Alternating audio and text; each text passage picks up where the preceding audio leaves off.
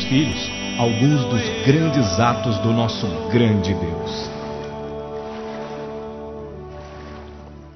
Alguns anos atrás, o Sentinel Group lançou um documentário em vídeo chamado Transformações. Ele ressaltava o maravilhoso trabalho de Deus em 4 comunidades distintas. Comunidades cujos únicos atributos em comum eram a desordem e o desespero. A aceitação desse vídeo ao redor do mundo foi extraordinária e muito gratificante. Em milhares de cidades provocou uma nova fome por oração e por unidade. Alguns espectadores, no entanto, tropeçaram na palavra transformação. Perguntavam como poderíamos alegar que houve transformações em lugares onde defeitos sociais ainda permaneciam. Mas transformação não é sinônimo de perfeição. E nesse mundo que vivemos, não existem comunidades perfeitas. Transformação está mais precisamente relacionada com santificação. É um estado e um processo. Como definimos uma comunidade depende do nosso ponto de vista. O copo proverbial está metade cheio ou metade vazio. Acredito que o que falta para uma comunidade atingir a perfeição é menos importante que o caminho que avançou para deixar seu estado inicial. A transformação de uma comunidade não significa grandes reuniões, nem mesmo o crescimento de igrejas, mas sim o evangelho causando um impacto tangível na sociedade como um todo. Quanto tempo essa condição dura depende de cada comunidade individual.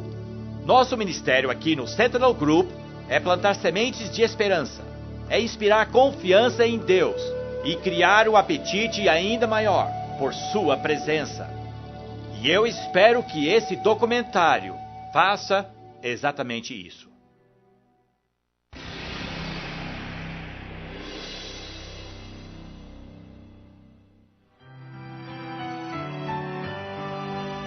Transformações 2. A glória se espalha. Versão brasileira, Walker Productions.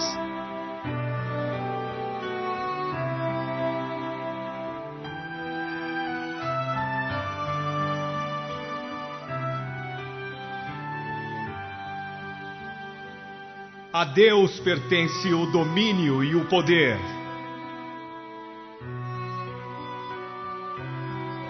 Ele faz reinar a paz nas alturas celestes. Acaso tem número os seus exércitos? E sobre quem não se levanta a sua luz?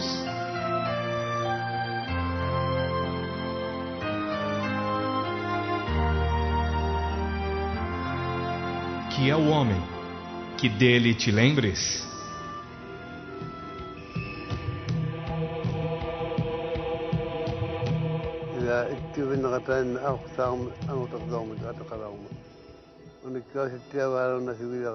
Isso aconteceu há muito tempo atrás e não foi escrito. Meu avô me contou isso debaixo das estrelas. O nome dele era Anguatiswak. Era o líder espiritual do nosso clã. Ele ajudou o nosso povo a formar seus pensamentos. Ele nos dizia quando era hora de levantar acampamento e seguir em frente. Nós vivíamos no litoral norte da grande ilha, aquela que os anglos chamam de Baffin. Quando o cabelo de Anguatiswak estava ficando parecido com a neve, ele ouviu falar de Deus através de um Inuk que veio do sul. O Inuk lhe falou sobre uma nova crença em alguém chamado Jesus. Ele disse que ele era o Filho de Deus. No começo, Anguatiswak não entendeu o que ouviu, mas ficou curioso, porque sua tarefa era explicar os mistérios espirituais ao seu povo. E foi aí que as coisas escondidas começaram a se mover no seu interior. Ele recebeu uma visão. Nessa visão, ele começou uma grande jornada à procura da verdade. Por muito tempo não encontrou nada, mas um dia encontrou um lugar onde a luz e as trevas se encontravam. Ele não conseguia ficar nem na luz e nem nas trevas. Então ele escalou uma brecha que ficava entre as duas. Ele subiu e subiu e subiu até que encontrou uma porta, mas não pôde entrar. Então ele despertou de seu sonho. Anguatiswak não conseguia entender aquilo. Ele achou que talvez a porta se abriria se ele seguisse o Deus do Inuk. Um desejo estava queimando dentro dele. Então ele decidiu se entregar a essa nova fé. Os Inuit têm um costume.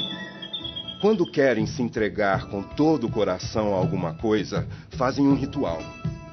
Então, Anguatisuak pensou em matar uma foca para que as pessoas pudessem compartilhar sua carne e seu sangue juntos. Foi quando ele contou a seu povo: eu fiz uma escolha. Eu vou sair para caçar focas. Se eu conseguir pegar uma essa noite, vou entregar a minha vida e vou realizar esse ritual. Mas se eu não caçar nada, não vou fazer isso.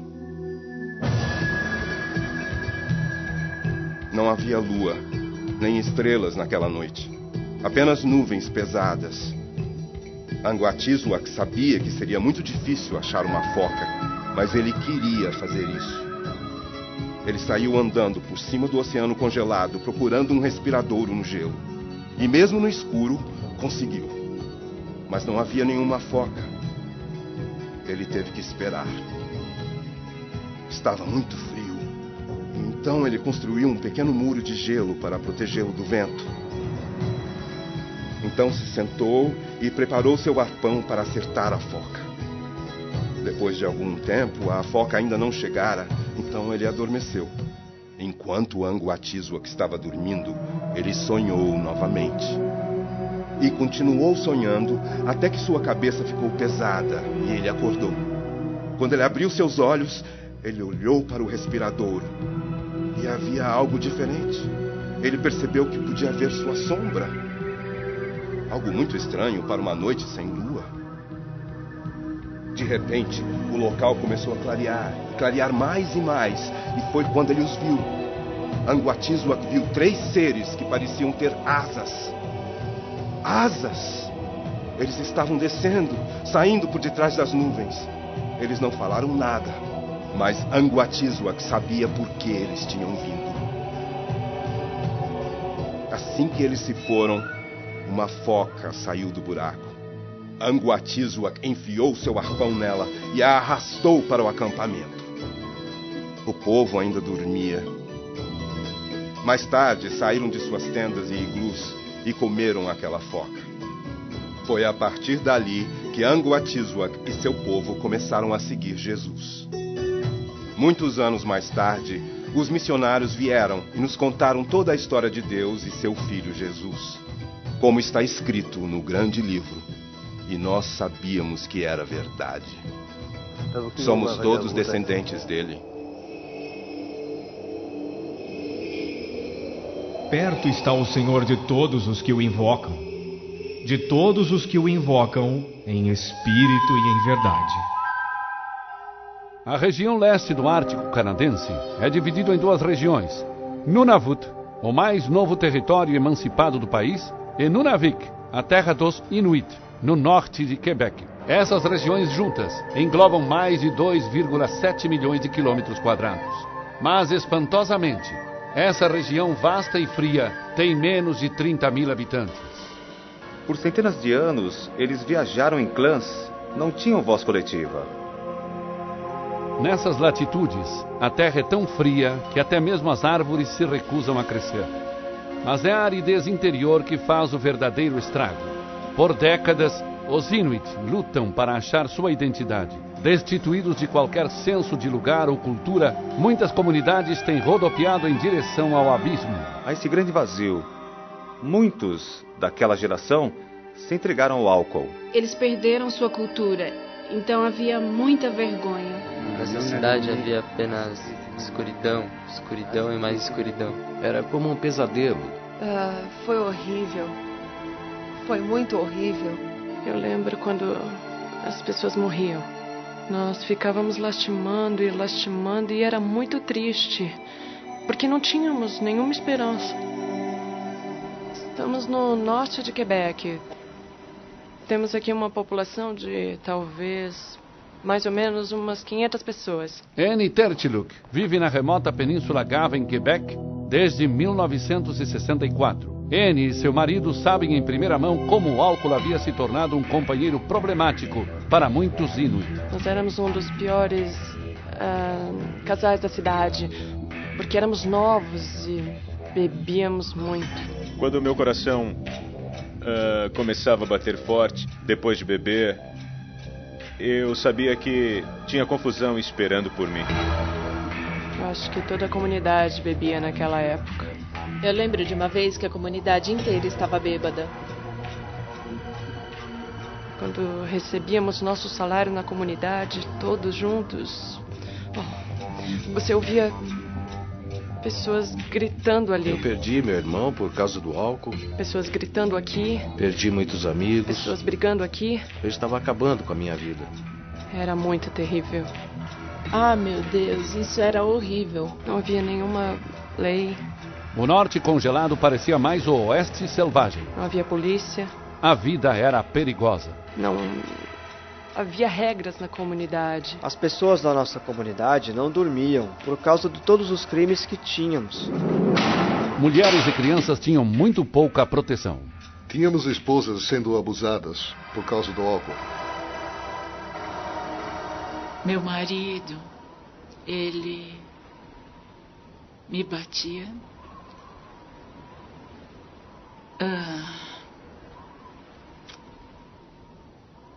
Foi muito difícil naquela época. Como muitas mulheres Inuit, Eiyuka Pinguatuk tinha que conciliar seus relacionamentos com as tarefas de sobrevivência no Ártico. Não tem sido nada fácil.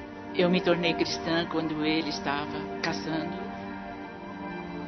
E ele me bateu por causa disso. Ataques sexuais eram uma outra consequência da sempre presente bebida. A filha de Eiyuka, Alice, lembra-se do medo que perseguia todas as mulheres jovens. Nós tínhamos que nos proteger de abusos sexuais. Quando eu era jovem, eu fui estuprada. O cara estava bêbado e depois daquilo eu fiquei com vergonha. Não gostava de homem. Foi horrível. Minha vida era horrível. As feridas eram profundas e frequentemente reabertas.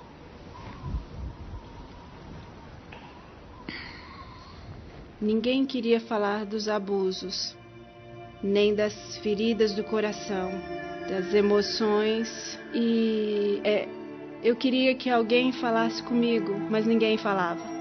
Para ajudar a esquecer a dor, muitos jovens começaram a se aprofundar nas drogas, álcool e música heavy metal. Outros simplesmente escolheram passar pela porta onde não há retorno.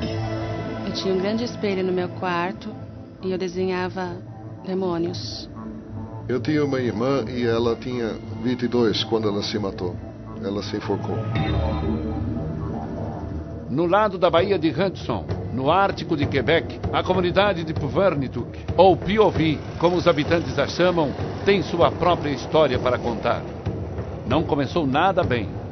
No verão de 1991, as condições nesse isolado posto avançado eram tão graves que a equipe de televisão da CBC voou até lá para investigar. As descobertas perturbantes que eles fizeram foram ao ar em setembro daquele ano, no Jornal Nacional do Canadá. Alguma coisa está acontecendo em Puvernituck. Um grande índice de suicídios e autoflagelamento de adolescentes.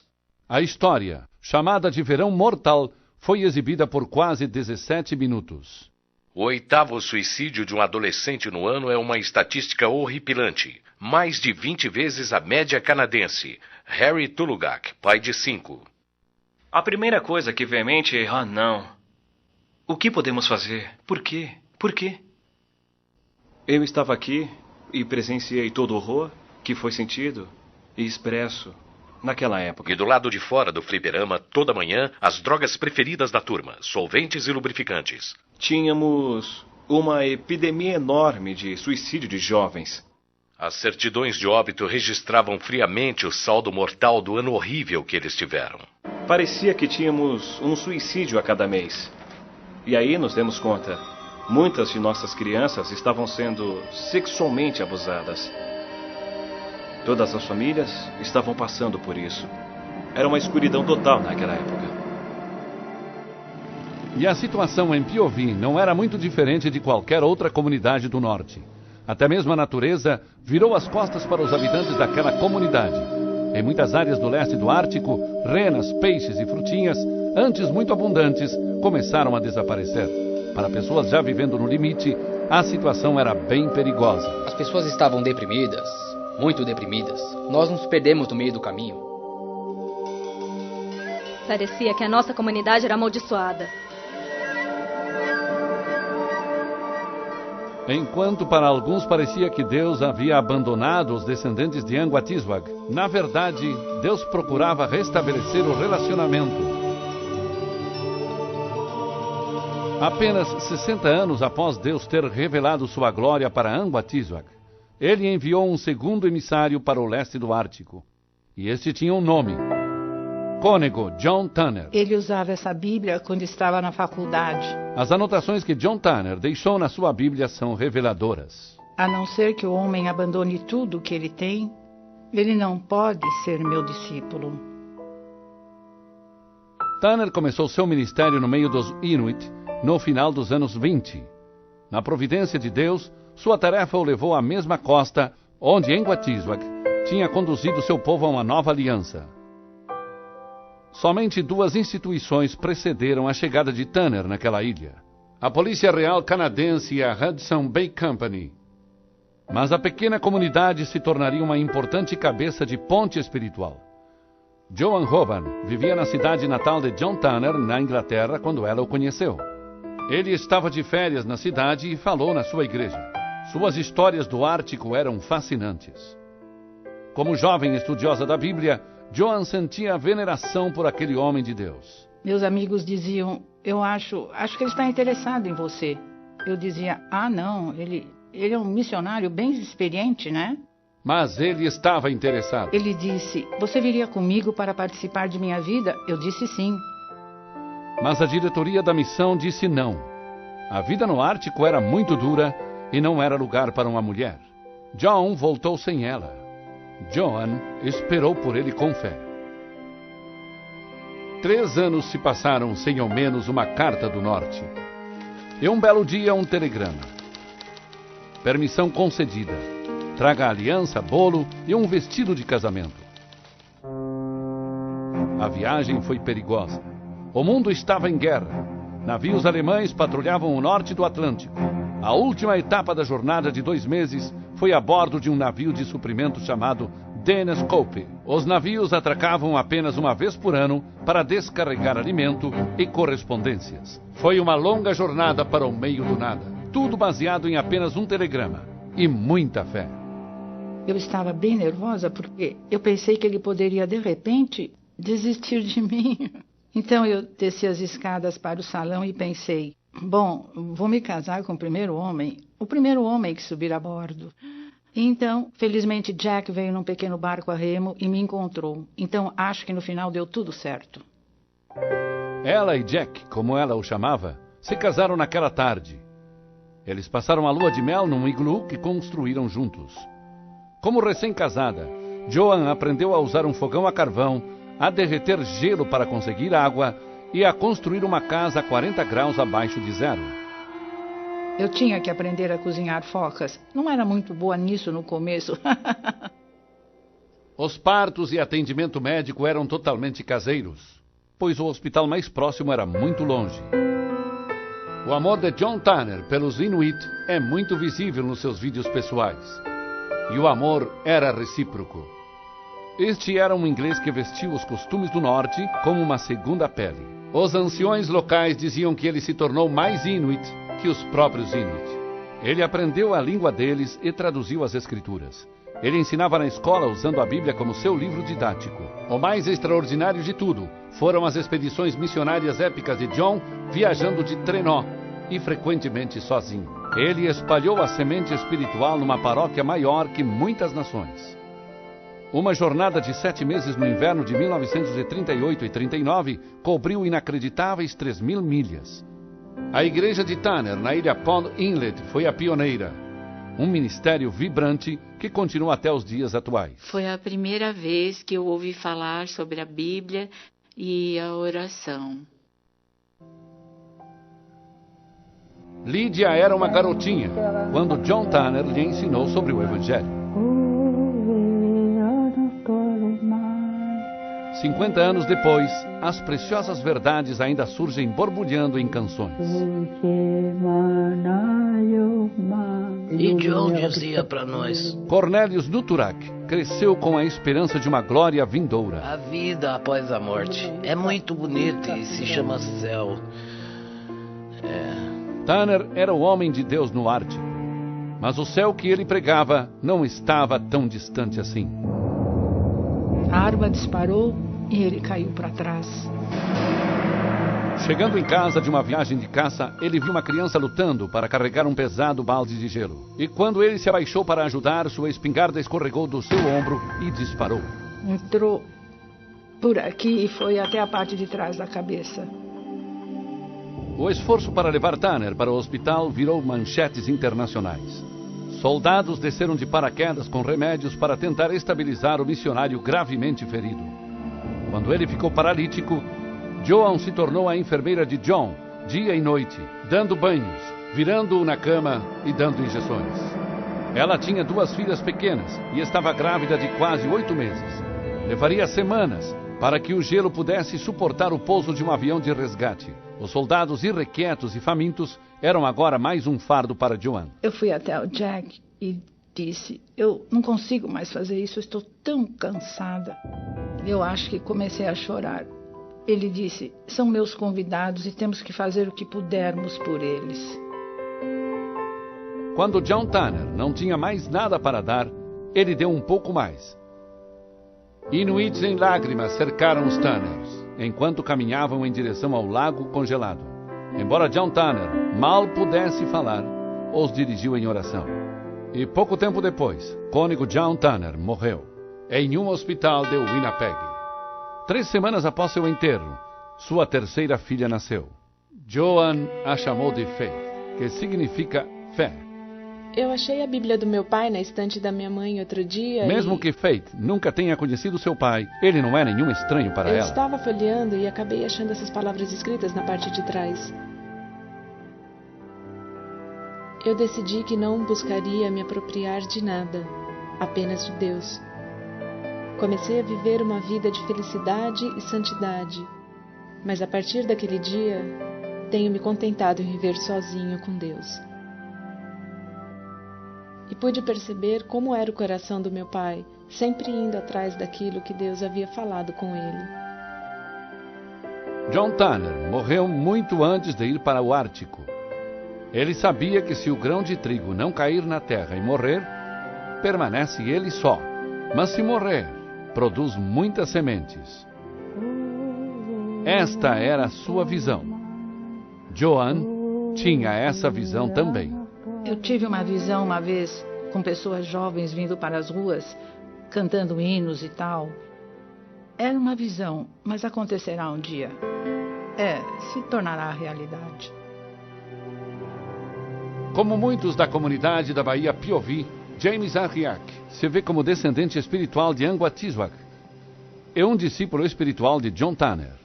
A palavra de Deus foi plantada nos nossos pais, e nossos pais, pela semente plantada, deram fruto. Em fevereiro de 1996, algo aconteceu. Em toda a comunidade Pond Inlet, pequenos grupos de intercessores estavam bombardeando o céu, orando por avivamento. A inspiração para esse mover vinha de 2 homens, com grandes corações e joelhos gastos, o evangelista do Ártico Billy Arnakuk e o pastor local Moses Kaya. As pessoas sentiram convicção de pecado e vieram ao Senhor em grande número. E ficaram tão convictas que sentiram que tinham que limpar suas casas. As estradinhas de terra que levavam à velha igreja de John Tanner ficaram repentinamente congestionadas com pessoas desesperadas da cidade. Parecia que de repente todos queriam se livrar de suas drogas ilícitas, pornografia e música heavy metal.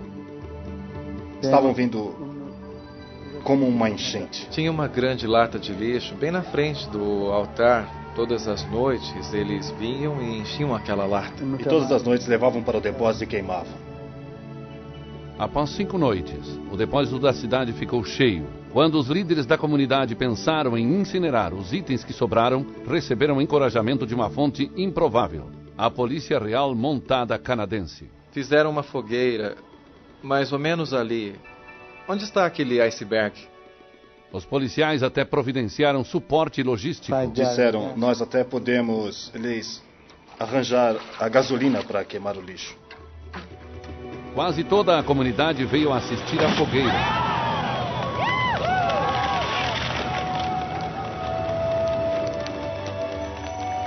De acordo com a polícia, o valor das coisas ilícitas destruídas durante o avivamento foi de um valor assombroso estimado entre 80 a 100 mil dólares. Foi um arrependimento profundo. O próprio Espírito Santo estava falando com as pessoas. A comunidade inteira foi completamente transformada. O calor daquele momento histórico aqueceu corações durante meses, mas também era o vislumbre de um fogo que ainda não fora aceso. Um fogo tão extraordinário que seria comentado até no outro lado do globo. Aconteceu no meio do inverno, 28 de fevereiro de 1999. Crentes haviam se reunido para uma semana de reuniões de avivamento na igreja anglicana, com fome de Deus e aflitos, com notícias de novos usuários de drogas na comunidade. Resolveram fazer um culto especial para os jovens no domingo à tarde. Dentre os líderes do culto estava o pastor Moses Kayak e seus colegas de ministério, Joshua e James Ariak. Todos eles bisnetos do mensageiro da luz original, Anguatiswak. Um convite foi feito para os jovens que queriam estar mais perto de Deus. A líder de louvor, Louis Ariak, estava orando pelos jovens que estavam reunidos ao redor do altar. Eu me senti muito perto de Deus e ele ficava me falando esse versículo que diz: bem-aventurados os limpos de coração, porque eles verão a Deus. Algo começou a acontecer que estava fora do nosso controle. E aí começamos a ouvir um barulho. E começou bem suave. Você mal conseguia escutar. Um gravador de cassetes duplo, usado para gravar os cultos, ainda estava ligado à mesa de som. Imediatamente eu tentei parar. Começou a ficar cada vez mais alto. E comecei a notar que as pessoas estavam ficando um pouco nervosas. Era tão forte mesmo. E era tão alto que tudo começou a tremer.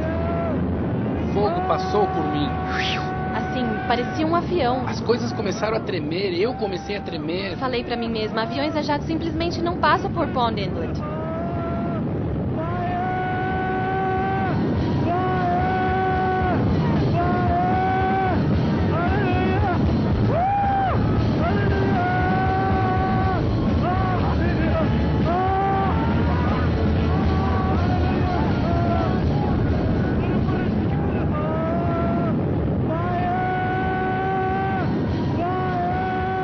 Dezoito meses após essa visitação extraordinária, era evidente que aquele momento ainda continha muito poder.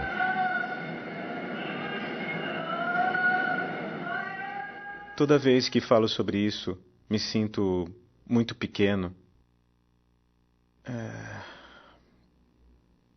Pensando... Aleluia. Pensando que o Deus Todo-Poderoso pode nos visitar. Aleluia. Quando o pastor Moses Kayak ouviu pela primeira vez o ruído de baixa frequência, ele foi até a mesa de som para ajustar os níveis. Tentei isso e não parou. E tentei aqui e não parou. Quando seus esforços para corrigir a situação fracassaram, ele rapidamente abaixou o volume geral. Quando isso também falhou, ele desligou o sistema completamente. Ainda assim, o som e a gravação continuaram. Não tinha como gravar. Foi simplesmente milagre de Deus. Eu estava completamente quebrantado.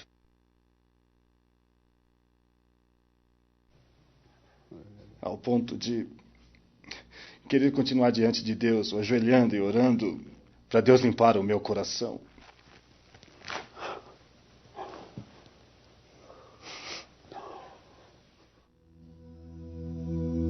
mesmo Espírito Santo que agraciou Pond Inlet também tem visitado outras comunidades no leste do Ártico. Um deles, o vilarejo Alpaluk, é situado na Baía de Angava, a noroeste de Quebec. Estabelecida em 1978, a comunidade rapidamente se tornou conhecida como um lugar de tragédias. Houve muitas tragédias.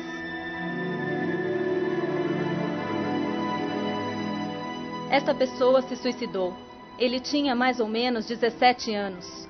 Outra pessoa, uma menina, 19 anos, que também cometeu suicídio. O que fizemos foi orar por nossa comunidade. Nós quebramos a maldição na nossa comunidade. Os resultados foram imediatos e tangíveis. Eu vejo que a nossa comunidade mudou bastante. Eu percebo que desde que começamos a orar naquela época, fomos libertos. Estamos felizes agora. A professora Maggie Patak é uma testemunha dinâmica, que não perde uma oportunidade de falar do amor de Cristo. Como eu sou uma cristã, eu sempre quero compartilhar o que está no meu coração com as crianças. Eu sempre pergunto, vocês têm o Salvador no seu coração? A influência do Evangelho nas salas de aula de Alpaluk é penetrante e poderosa. Vamos fazer agora a oração do Pai Nosso para começar nossa manhã. Sylvie Susi é uma professora secular contratada do sul do Canadá. Eu acho que a maioria das crianças aqui são bem religiosas. De acordo com Maggie, essa é uma visão incorreta. Todos eles são salvos. Todos eles nasceram de novo. Isso é 40% da população de Alpaluk e representa todo o seu futuro. As coisas também estão melhorando em Piovi. Residente do vilarejo há muito tempo, o pastor local, Eliassi Salualuk, é uma testemunha alegre desta mudança. Em 1996, esta comunidade foi verdadeiramente avivada. Verdadeiramente avivada pelo Senhor, toda a comunidade. Foi tremendo. Mais uma vez, uma chave importante para isso foi oração fervorosa e unida. Ter um coração aberto para Deus não precisou de mais nada. E então veio o derramar do Espírito Santo na comunidade. E os lamentos nas igrejas.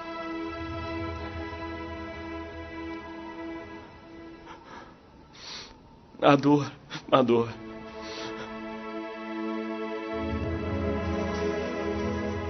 Os gemidos subiram como incenso diante de Deus.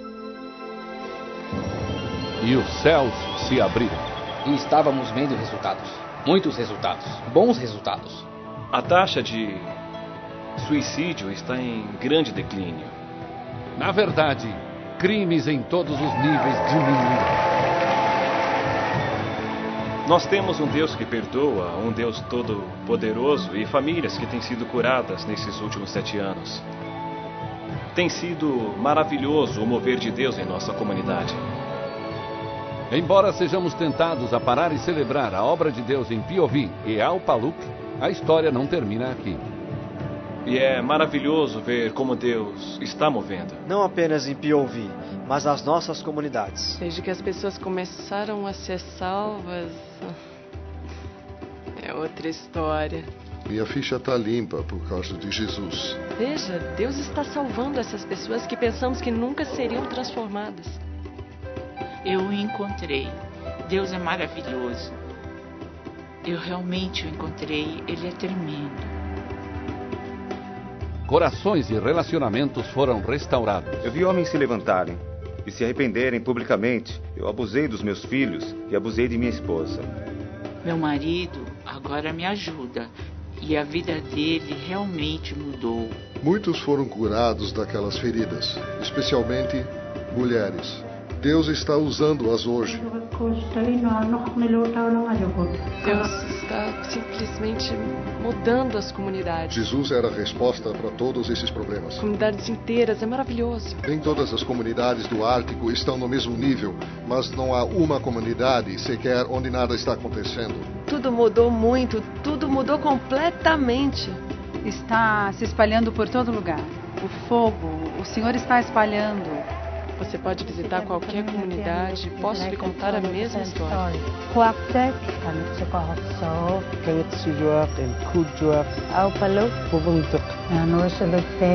Clyde River, Arctic Bay, Lake Copper, Testuyaki starting, Cold Copper, Gansualujuk starting.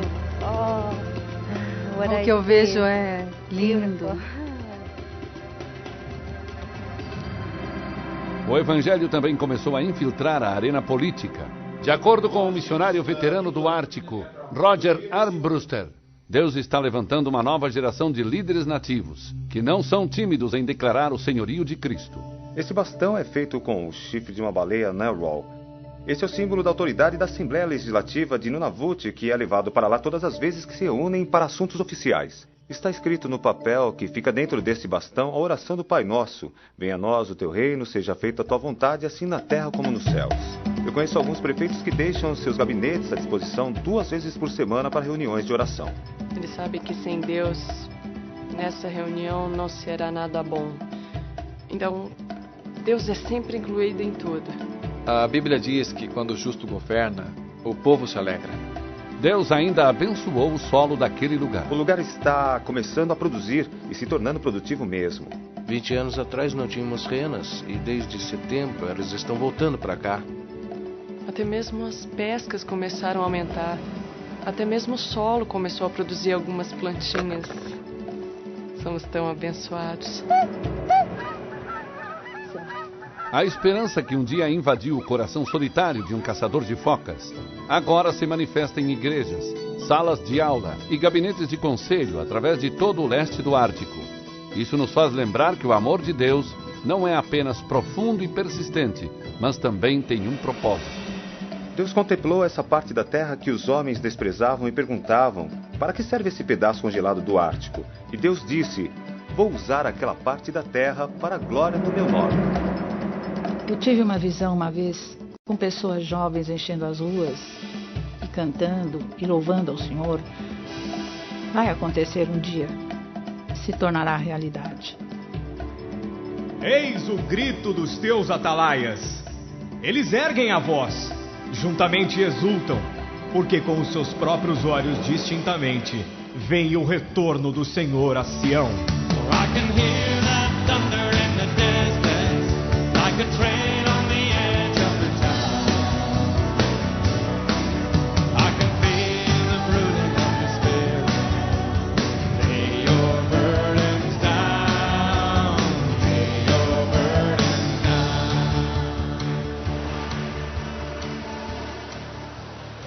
O avivamento não é apenas bíblico. Eu creio no avivamento porque é histórico. Deus fez isso na história. É comunitário. Muda as comunidades. E é prático. Muda as pessoas. Cria pessoas novas. E é espiritual. Muda completamente o ambiente espiritual, eliminando pecados e crimes. É simplesmente lógico que isso é algo essencial. Let your rain fall in this desert.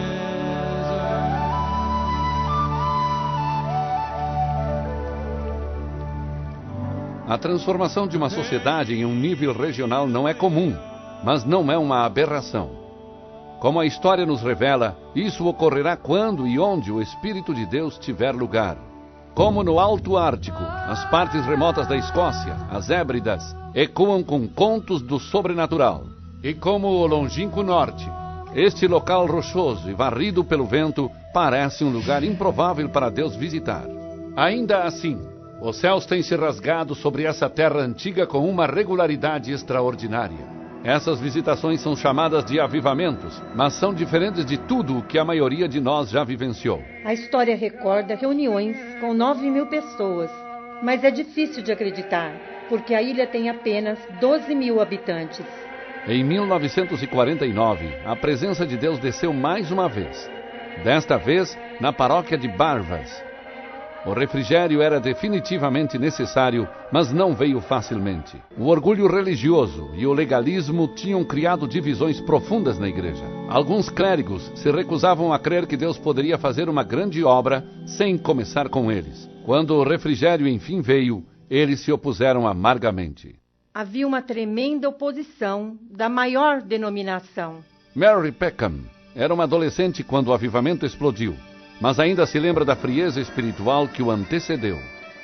A temperatura espiritual na ilha antes do avivamento era religiosa. Não era algo vivo, era um inverno espiritual. Nem todos estavam dispostos para enfrentar esse inverno. Avivamento é algo que, quando você experimenta, você sempre quer experimentar de novo. Uma pessoa que se converteu na época do avivamento, chamado Donald John Smith, se lembra como os intercessores locais arregaçaram as mangas. As pessoas oravam o tempo todo por esse avivamento. Oravam nos celeiros, você os ouvia orando. Entre os guerreiros de oração mais fervorosos estavam duas irmãs anciãs, uma delas quase cega. Oravam por avivamento várias vezes por semana, muitas vezes até tarde da noite. Elas estavam agarradas à promessa de Isaías 44. Porque derramarei água sobre o sedento e torrentes sobre a terra seca. Uma delas não conseguia nem sair de casa. Ela estava de cama. Então eu lia a Bíblia e orava com elas. Podíamos sentir a presença do Senhor. Elas conheciam seu Deus. Desafiado pela fé dessas mulheres de Deus, 7 líderes da igreja se reuniram em um celeiro próximo para orar. Por meses, eles clamaram a Deus para que ele despertasse um apetite ainda maior pela sua presença. Aquele foi o momento que definiu o começo do avivamento. Estavam em 1949, no meio do ano. À medida que os presbíteros continuavam sua intercessão no celeiro, perceberam que as luzes dos lampiões das casas e fazendas por perto ficavam acesas até tarde da noite. Algumas nunca se apagavam. A fome de Deus que as pessoas sentiam tinha ultrapassado o desejo de dormir. Os presbíteros perceberam que suas orações tinham sido respondidas. Era uma comunidade em oração. As pessoas choravam muito. Eles tinham tantas expectativas, tantos desejos. Eram como dores de parto. Eram orações dolorosas. Havia tanto anseio para que Deus viesse. E Deus respondeu. Com todos os empecilhos retirados, Jeová se aproximou. Uma coisa muito significativa acontecera na noite anterior. Tinha algo meio estranho, quase arrepiante, na atmosfera da casa. Sentíamos um poder e, depois, até mesmo a louça estava tremendo. Foi como se o Senhor tivesse descido como um vento poderoso. A casa tremia com o poder da oração e a presença do Senhor. E as pessoas ficaram com medo, porque algo sobrenatural estava acontecendo. A glória Shekinah de Deus desceu sobre toda a comunidade, como uma luz sobrenatural visível, pairando sobre muitas casas nas fazendas. Havia luz sobre as casas.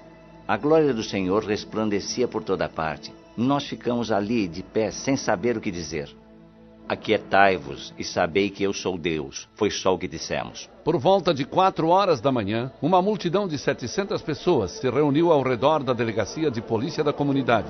Muitos tinham viajado de vilas vizinhas, atraídos por um poder incompreensível. Andando na estrada principal, eles clamavam a Deus. Eles deitavam na estrada, pedindo que Deus tivesse misericórdia deles. Era como se de repente estivéssemos na eternidade. Questões eternas, coisas eternas, eram muito reais para nós. Uma figura-chave no desenrolar do avivamento foi o reverendo Duncan Campbell, um pregador fervoroso da Igreja Livre Unida. Ele andava impetuosamente para lá e para cá no púlpito, transpirando muito. Meus queridos irmãos, o segredo do Senhor é com aqueles que o temem. Os salões de culto ficavam lotados. Os incrédulos também vinham. Pessoas de todas as partes da ilha vinham. A igreja ficava superlotada. As pessoas sentavam nas janelas. E muitos outros do lado de fora. Ah, sim, tinha outro tanto de pessoas do lado de fora. Você pode fazer uma comunidade sentir o impacto de uma cruzada, dizia o fervoroso pregador. Mas apenas Deus pode fazê-lo sentir o impacto de Deus. A presença de Deus afugenta nossos programas. Um evangelista sem esforço especial, sem nada organizado nas teses dos esforços humanos. Mas a consciência da presença de Deus pode levantar uma comunidade inteira. Logo, o mover do Espírito de Deus foi sentido em outras ilhas, incluindo Harris, Bernera e Tiree. Mas é do avivamento em North-West que Jim Blanchard se lembra mais. Foi no ano de 1957. Havia uma consciência do poder de Deus trabalhando em toda a ilha. Pessoas estavam sendo salvas todas as noites. Vidas estavam sendo transformadas. Nós podíamos apenas dizer, Deus passou por aqui. À medida que as notícias do avivamento se espalharam, muitos repórteres apareceram na ilha perto da época do Natal. Quando chegavam ao hotel, eram levados ao bar pelo proprietário. Olha, ele dizia, todo esse álcool está aqui. As pessoas não estão vindo. Elas estão indo às reuniões. As reuniões de avivamento estão acabando com a venda de bebidas. Reclamações semelhantes eram ouvidas por toda a ilha. A comunidade havia mudado, sem sombra de dúvida. Os bares da vila praticamente desapareceram um a um. O poder do avivamento afetou toda a comunidade. Não dava para ficar indiferente com o que estava acontecendo. Era como se a consciência da presença de Deus se desabrochasse em toda a ilha. E houve uma transformação completa. E todos sabiam que Deus havia chegado. Essa era a resposta.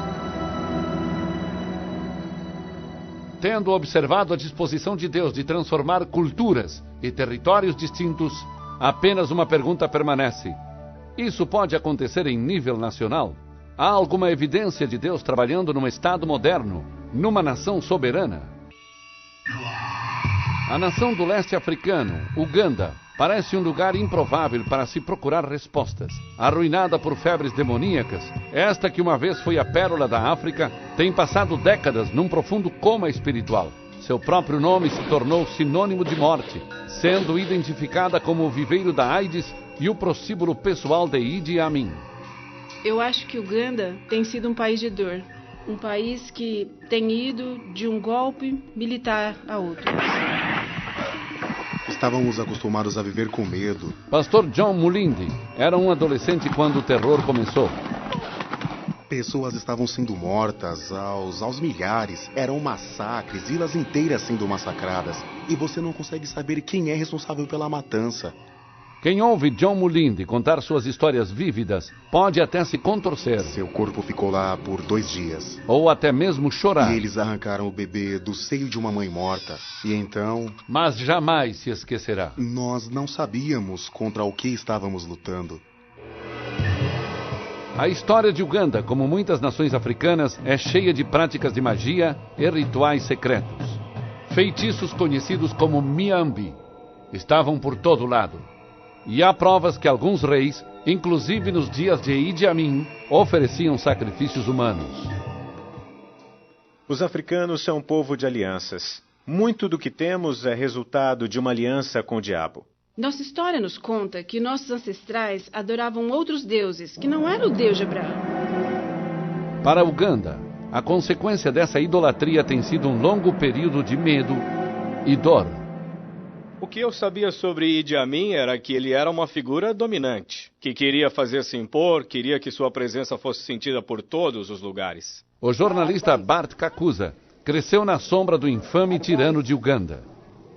Como muitos de seus conterrâneos, ele ficou otimista quando Amin foi destituído e o ex-presidente Milton Obote voltou ao poder. Eu pensei que talvez Obote seria melhor que Idi Amin, mas não foi. Havia poderes das trevas por trás daqueles governantes. Estavam estraçalhando esta nação. Naqueles dias era comum achar corpos jogados nos acostamentos. E às vezes as pessoas iam olhar os corpos apenas para ter certeza de que não eram um ente querido. E se não fosse, prosseguiam na sua viagem. E não eram apenas soldados que estavam matando. Eu nasci para morrer. Pastor Jackson Senyonga tinha apenas 3 meses de idade quando sua mãe o jogou no lixo. A irmã da minha mãe me pegou. Achando que ele iria morrer em apenas alguns dias, uma tia concordou em ficar com ele. Mas o menino viveu para uma vida cheia de dores. Meu pai foi assassinado em 79 durante o governo de Idi Amin.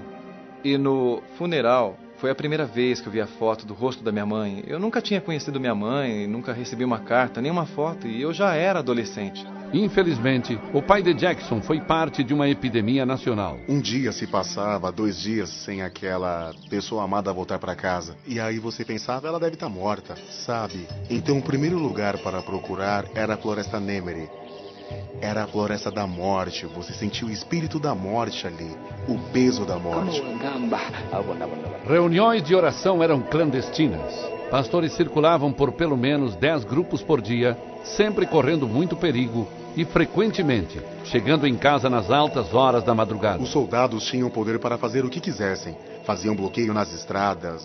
Muitas vezes fui parado por um desses bloqueios. Eu nunca sabia como iria me safar. Em uma ocasião, pararam uma mãe viajando com um bebê e pediram a identidade da criança. E é claro que um bebê não tem identidade. E o bebê foi arrancado dela, jogado para cima, e o soldado ergueu uma faca e o bebê caiu em cima daquela faca. E por volta de 84, começaram a matar pessoas da igreja. Começaram a matar pastores. Pastor Jotan Mutebi estava no meio de um sermão quando os soldados da Idi Amin irromperam em sua igreja com suas armas cuspindo fogo. À medida que as balas rasgavam todo o santuário, algumas mulheres de idade se levantaram e foram até o altar. E quando as vi, eu pensei que aquelas mulheres estavam tão desesperadas que elas precisavam de conforto. Então eu levantei meus braços e orei por elas.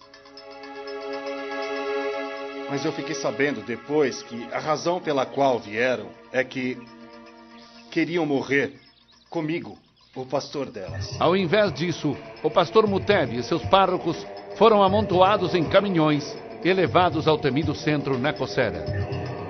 Apenas alguns metros de onde nós estamos ficava o centro de reajuste Nakosera, onde ficavam as câmaras de tortura. O sadismo e a violência eram indescritíveis. Eles colocavam 60 pessoas numa sala de 3 metros quadrados. Eles ficavam tão apertados que uma pessoa podia morrer e continuava em pé, apoiada pelos corpos dos outros que estavam vivos. Não havia investigações, as coisas aconteciam e ficavam por isso mesmo. Parecia que o mundo inteiro tinha virado as costas para os horrores que estavam acontecendo em Uganda. Os homens haviam nos abandonado. Milhões morreram. E os corpos se amontoavam no reservatório de Owen Falls e nas margens do Lago Vitória. Precisamos nos arrepender de todos os pecados do passado. Nós definimos nosso país. Não somos melhores que Caim. Esta matança desenfreada teve um impacto sério na economia do país e na infraestrutura. As fábricas faliram. Muitos produtos se tornaram escassos e praticamente desapareceram. Você não conseguia comprar sabonete, não conseguia comprar nada. A cidade estava suja. A maioria dos prédios estavam danificados. A moral das pessoas estava tão corrompida que você não conseguia absolutamente nada sem pagar por isso. Quando parecia que as coisas não poderiam ficar pior, ficaram. Desta vez, a notícia foi entregue pela Organização Mundial de Saúde. Estava previsto que por volta de 97... a AIDS teria se alastrado em Uganda de tal forma que 1/3 da população morreria. Dr. Patrobas Mufubenga é um médico que trabalha no Instituto Nacional de Saúde de Uganda. Durante aquele tempo, todos estavam desesperados. Todos nós estávamos perdendo entes queridos.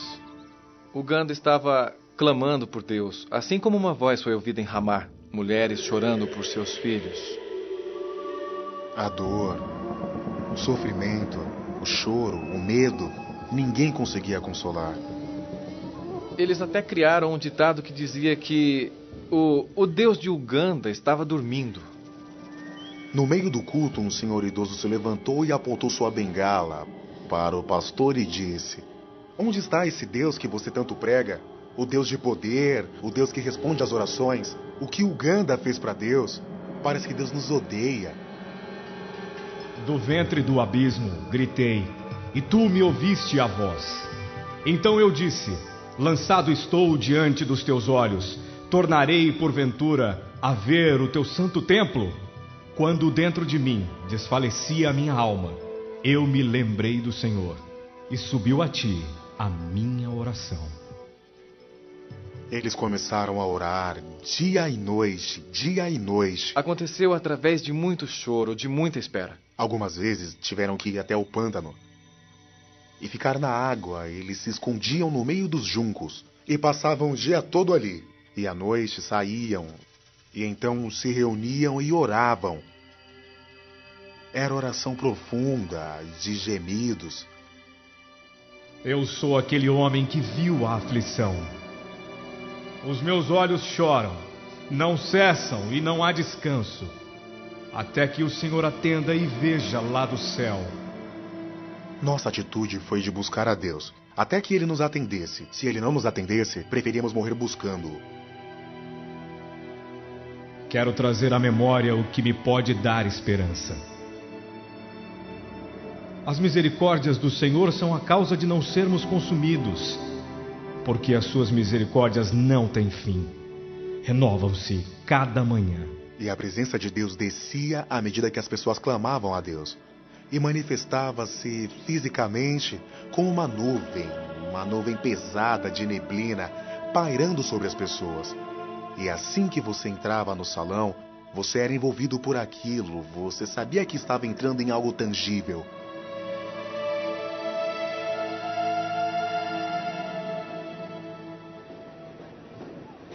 Quinze anos atrás, este era um dos lugares mais perigosos em toda a Uganda. Esta comunidade era conhecida como a Beirute de Kampala, porque durante o governo de Milton Obote, soldados indisciplinados usavam as casas e lojas desta área para praticar tiro ao alvo. A falta de esperança pairava sobre essa comunidade como densa nuvem. E foi para esse lugar que Deus levou um jovem evangelista de Uganda chamado Robert Kayanja. Ele estava acompanhado de 6 intercessores. Este é o nosso Muro das Lamentações, onde orávamos. Além de lidar com soldados fora da lei, a equipe de Robert era também continuamente confrontada por um poderoso feiticeiro chamado Musoki. Tinha uma espécie de medo que acompanhava este homem. Depois de serem ameaçados de morte, os intercessores clamaram a Deus. Depois de poucos dias, era Musoki quem estava morto. Depois da morte desse famoso feiticeiro Musoki, nós começamos a ver os céus se abrirem. A pequena congregação de Kayanja se tornou uma vasta multidão. A Catedral Central de Milagres agora comporta 10.000 pessoas. E o ministério possui centenas de congregações afiliadas. Uganda, que foi abandonada por muitos e muitos países, cuja economia estava em colapso total, que não tinha voz alguma e cujo povo tinha vergonha de ser chamado ugandês, começou a dar a volta por cima e o processo de cura começou. E não é uma surpresa dizer que essa mudança aconteceu por meio da oração. Então as igrejas começaram a orar por bairros. São como abelhas. Você pode ouvir as abelhas durante a noite. Zzz, todas as comunidades orando, todos os bairros orando. E eu pensei, sabe de uma coisa? O inimigo precisa achar outra cidade. Aqui em Kampala ele já era. União é uma marca registrada do avivamento atual. A obra que Deus está fazendo nessa terra não pode ser reivindicada por nenhum indivíduo, por nenhuma igreja, por nenhum ministério. Reuniões com todos os pastores de uma cidade são comuns. Deus está nos ajudando para orarmos juntos, para louvarmos juntos. Está realmente acontecendo. Nosso Deus está unindo todas as igrejas. Para falarmos uns com os outros, para nos apreciarmos. O que eu estou tentando fazer é crescer junto com as pessoas que amam a Jesus. Aquelas pessoas que pregam a palavra de Deus. Às vezes, você me encontra em igrejas pentecostais. Eu vou lá, sim.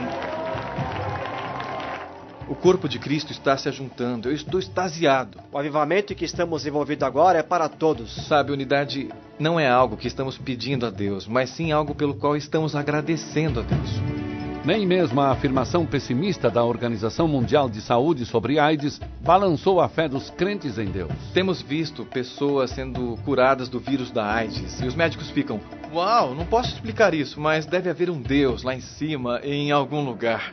Eu tinha dores no peito, eu tinha urticária. Eu comecei a vomitar. Eram casos terminais. Eu perdi o apetite. Eu não conseguia comer. Eram pessoas com AIDS em estágio avançado. Eu fiquei muito magro, como um poste. Depois de receberem oração, muitos sentiram o toque de Deus. Eu senti que algo havia mudado ali, naquele instante, ali mesmo. Naquela mesma noite, o poder de Deus desceu. E eu senti. E não foi uma surpresa quando essas curas autoproclamadas geraram muitas dúvidas entre os médicos. Por que você se deu o trabalho de vir aqui? Seu status, sua aparência demonstram que você é uma vítima. Mas com o passar do tempo, esse ceticismo transformou-se em assombro. O médico olhou para mim e ficou surpreso e disse: "Você ainda está viva?" Me examinaram e disseram que eu não tinha AIDS. Eles leram meu nome, Ruth Mirauá, HIV negativo. Me disseram que eu era HIV negativo, não reativo, e que não havia vírus no meu corpo. Então, os sintomas que eu tinha começaram a desaparecer um por um. Deus me curou totalmente. Esse refrão se repetiu milhares de vezes por toda a Uganda. Até esse presente momento, já presenciei mais de 372 pessoas com AIDS sendo curadas. Uganda é conhecida como um dos primeiros países a observar um declínio do vírus HIV. Cremos que é por causa da nossa oração e cremos também que é pelo amor e pela graça de Deus. E é também porque Uganda tem promovido a abstinência e a fidelidade como suas armas principais na luta contra a AIDS. Faça um voto diante de ti. Se o Senhor me curar, eu contarei a todas as pessoas. Não morrerei, mas viverei e contarei as obras do Senhor. O poder de Deus também tem se manifestado na arena política. Creio que Uganda está experimentando um novo começo político. No seu tempo divino, Deus levantou uma liderança, Deus começou a colocar as pessoas nos seus devidos lugares. Deus está trabalhando neste país. Paul Etienne já ocupou quase todos os cargos no governo de Uganda, inclusive o de primeiro-ministro. O senhor tem sempre estado comigo. É o Senhor Deus que forma nosso caráter. Beatrice Bayenka é representante do distrito Roiman no parlamento. E então eu quero ser mais firme em tudo que eu faço e que minha luz possa brilhar. Eles esperam que nós reflitamos a Cristo. Stephen Unio é o vice-comissário de polícia do país. Eu sou um dos que acreditam que Deus precisa falar comigo, especialmente nesse tipo de trabalho que eu tenho. Em inúmeras ocasiões, Unio tem visto Deus acalmar tumultos em resposta à oração. E eu creio, baseado na minha própria experiência, filhos de Deus, se continuarmos orando, nada é impossível. Mas eu tenho levado minha fé até o nível do governo. Cecília Erin-Ogwal é a líder dinâmica da oposição no parlamento de Uganda. Eu sou uma embaixadora de Cristo. Não tenho vergonha de testificar isso onde quer que eu vá. À medida que víamos a mudança do governo e o mundo espiritual sendo mudado, nós começamos a sentir, sabe, que o Deus de Uganda não está dormindo. O Evangelho introduziu novas mudanças, até mesmo na estrutura do governo. Agora nós temos um novo ministério, chamado Ministério de Ética e Integridade. Nós nunca tivemos isso. Deus me colocou nessa posição. Deus precisava de alguém durão para uma tarefa dura. E quando eu estava pastoreando pessoas recém-convertidas, eu disse a ele: eu quero que o Senhor tome posse de mim como fizeste com Saulo no caminho de Damasco. E ele o fez. Miriam Matembe se lembra do dia em que ficou frente a frente com o presidente em seu gabinete para apresentar suas ideias. Suas palavras foram proféticas. O senhor se lembra? A história dos filhos de Israel na escravidão e como Moisés os guiou à terra prometida? Aqui estou. Eu sou o Moisés de Uganda. O Senhor me escolheu para isso. Para tirar Uganda da falta de ética, decadência moral, corrupção e colocá-la na direção certa. Como a fonte do rio que uma vez levou o pequeno Moisés para seu destino, Uganda está mais uma vez navegando rumo à história. E não há evidência mais forte dessa jornada do que o plano agressivo do governo de edificar ética e integridade no poder público. Eu sabia que a batalha seria muito difícil e árdua, mas o Senhor está comigo. Hoje ainda há muita corrupção em Uganda, mas se olharmos para trás e vermos como era 15 anos atrás, é simplesmente incomparável. A juíza Júlia Sabotende é uma promotora especial apontada pelo presidente, uma cristã fervorosa. Sua reputação isenta de corrupção conferiu uma nova energia e credibilidade para a campanha. O que ela tem feito tem sacudido toda a nação e as pessoas estão tremendo, os figurões. Esses arquivos aqui são para refrescar sua memória. Fale conosco. Ela é o que é porque é uma cristã nascida de novo, porque se manteve firme. E hoje ver que as pessoas estão voltando para essa posição de integridade é maravilhoso. Temos visto Deus fazendo coisas grandes e o índice de crimes diminuiu 50%. E não é uma surpresa que esta nova atitude está impactando a economia nacional. Embora as coisas continuem difíceis, sinais positivos estão por todo lugar. E a economia estava perto de entrar em colapso. Achávamos que entraria em colapso, mas hoje está entre as 3 economias que mais crescem na África. E as igrejas de Uganda estão crescendo ainda mais do que a economia. E nós aumentamos de 7 pessoas para 2.000 pessoas em 2 semanas. Nada mal para um jovem que um dia foi jogado no lixo. Hoje é maravilhoso. Temos 5 cultos de domingo de manhã e temos uma média de 20.000 pessoas.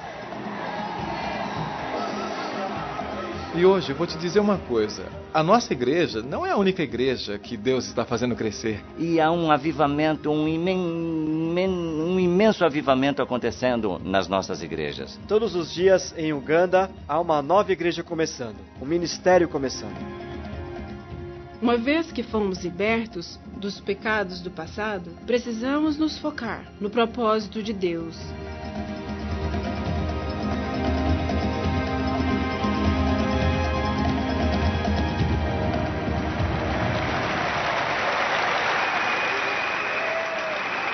Na véspera do Ano Novo de 1999, Uganda se juntou ao resto do mundo para celebrar a chegada de um novo milênio.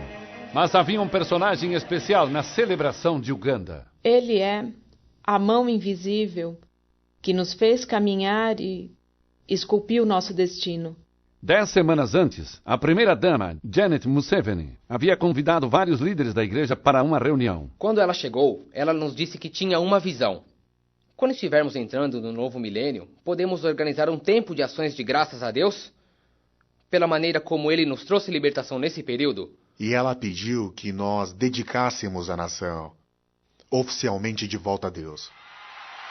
Bom dia a todos vocês e um feliz ano novo.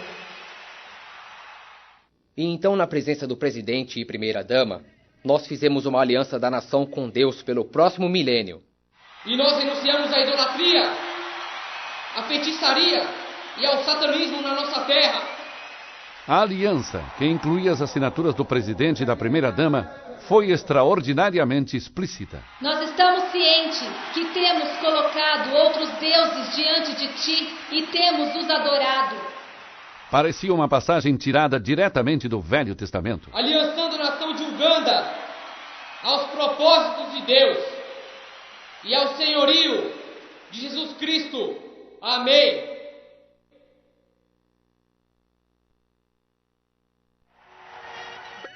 Então deu ordem o rei, e se ajuntaram a ele desde o menor até o maior. O rei se pôs em pé junto à coluna e fez aliança ante o Senhor. Do começo ao fim, era só Deus. Tire a vergonha do meu rosto, Senhor Deus. Tire a vergonha de sobre o seu povo, Senhor.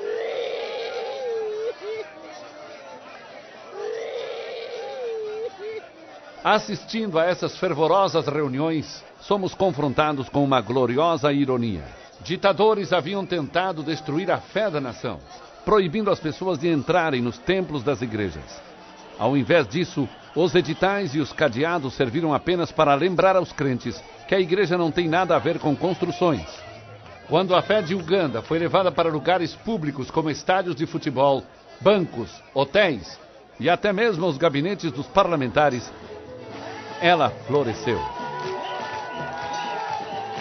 Jesus está à direita do Pai, dizendo: Pai, estou pronto para Uganda.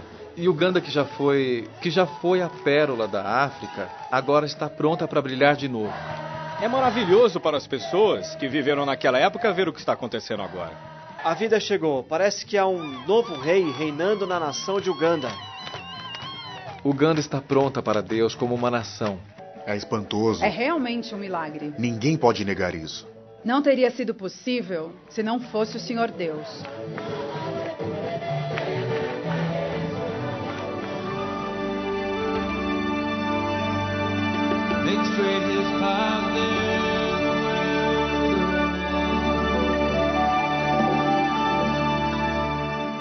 Para aqueles que se perguntam por que Deus se moveu tão poderosamente nessas regiões específicas, a resposta é simples.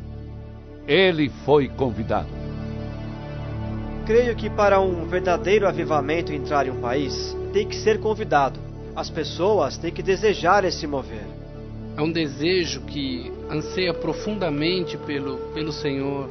As pessoas estão orando e elas estão buscando a Deus com o entendimento de que a única maneira de sairmos dessa bagunça é Deus estar em nosso meio. É Deus limpar nossa sociedade. É Deus fazer todas as coisas novas. Se o meu povo... Primeiramente, temos que nos humilhar diante do poderoso Deus. Se o meu povo... Só conseguimos mover o Espírito pela oração.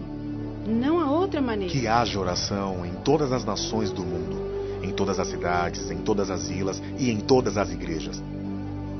Se o meu povo... Senhor, precisamos de Ti. Venha. Não podemos fazer isso sozinhos. Venha nos visitar. Se o meu povo... Há um preço a pagar pelo avivamento. Tem oração, tem lágrimas de arrependimento. Senhor meu Deus, nós oramos para que Tu faças uma cirurgia no coração das pessoas. Deus se importa com o meu coração, mais do que qualquer outra coisa. Tira dos nossos corações a teimosia, a falta de fé. Ele está realmente atraído a corações puros. E Pai, nos dê um coração de carne, que Te ame, ó Senhor meu Deus. Então ouvirei dos céus. Deus ouvirá as orações do seu povo, orações fervorosas, Ele as ouve. Ele te ouvirá. E você conhecerá a fidelidade de Deus. Perdoarei os seus pecados. Desde que nós conhecemos a Jesus pessoalmente, Deus fez uma grande diferença. Agora temos esperança. E sararei a sua terra. Milagres têm acontecido nesse país e creio que Uganda jamais será a mesma. Ai, Deus é tão bom. Eu tenho visto essa comunidade ser transformada pelo poder de Deus. Realmente. Mas haverá um tempo em que o mundo inteiro vai experimentar nações amadurecendo, nações atingindo seu potencial pleno. Essa hora está tão próxima.